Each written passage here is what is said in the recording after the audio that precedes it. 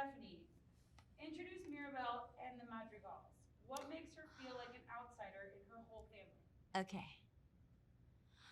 The Madrigals are a fantastic, extraordinary, magical family that live in Encanto in Colombia. They're a multi-generational family, lots of members, all of them with special, fantastic, magical powers, except for one, Mirabelle, which for Mirabelle really stinks.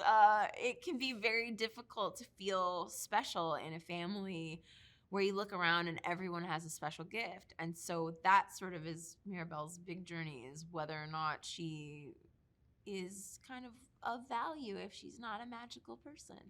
John, who is Bruno within the Madrigal family? What is his gift and why don't they talk about Bruno? Well, I play Bruno, and he's the uncle of the family, and he's been cast aside because his magical power was telling the future, and not everybody likes the idea, the consequences of some future things, and sometimes they thought that's not what I want, so we don't like him. Let's get rid of him.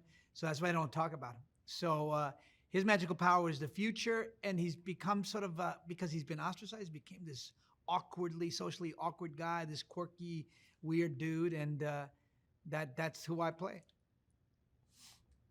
Stephanie, explain how the magical gifts are reflections of our real life roles within our families. All of the Madrigals have magical gifts, and they're sort of metaphors, really, for how we ourselves can function in our own families. So, for example, Luisa, who's Mirabelle's oldest sister, she's really tough and strong. She's got it. She can handle everything. You know, not unlike a lot of older siblings are sort of the ones that are handling everything. Or, for example, Peppa, who is Mirabelle's aunt. Aunt Peppa she's got a lot of emotions, and because of all her emotions, it can affect the weather around her. So it can be a sunny day, and then suddenly there can be a hurricane. We all have somebody in our family that, their emotions suddenly can overtake the room and really affect the vibe. Often at a holiday function, you could feel that one.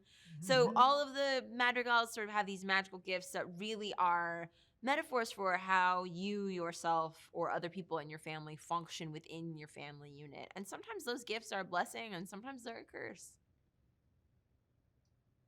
Nice. Thank John, you. great answer. John, Thank you. how do Mirabelle and Bruno relate to each other? Well, Mirabelle and Bruno relate to each other. I'm her uncle, and she's my niece. And the two of us are outsiders, misfits. We don't fit in the family. Mirabelle, because she's in this extraordinary family with magical powers, and she's the only one, sadly, that doesn't have one. And I have a magical power that nobody wants, being able to tell the future. So I'm relegated to go away. And together we come together, and Mirabelle gives him the confidence and helps him save the family, and together they save the casita. Stephanie, Encanto is a musical. How would you describe the songs in the film? Do you have a favorite? The songs in the film Encanto, how would I describe them? Good, great, fantastic, well done, well written. A 10. Yeah, Out of 10s across the board. I mean, I think the music is so wonderful in this movie, and it's really like a gift to have been a part of it and sing these incredible songs. I think one of my favorites is actually We Don't Talk About Bruno, because of I just love it. It just gets caught in my head. It gets caught, man. We don't talk about Bruno, no. It just gets in there, and that, I think, is also what Lin can do so very well, is he can write these hooks that just it's they're about like a hook. little hooks that just get in there and they don't leave. I love them. John, the film's setting is inspired by Colombia.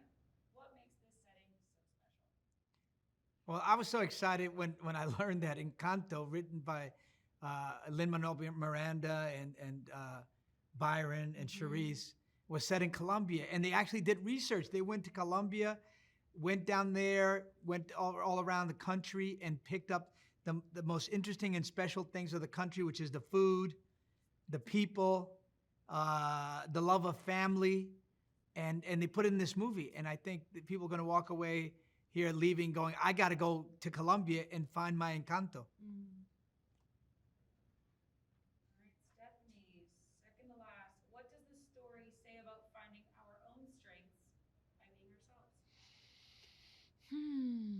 What does the story say about finding our own strength I by love being this ourselves? before.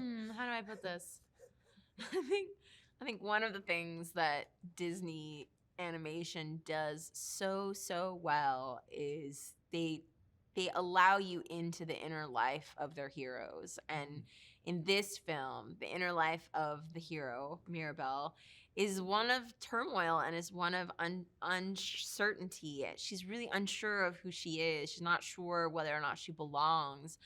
But because of her love for her family and because of the possibility that their magic might disappear, she takes it upon herself to sort of be the hero that she didn't know that she could be. She forces herself to go on this like incredibly dangerous, scary, exciting, thrilling adventure because she loves her family so much. And I think one of the greatest things about this story is that she dares herself to go on that journey. I think that is so special because it's telling an audience, many of them very impressionable young people, that by daring yourself to believe in yourself, you could possibly become the hero of your own story.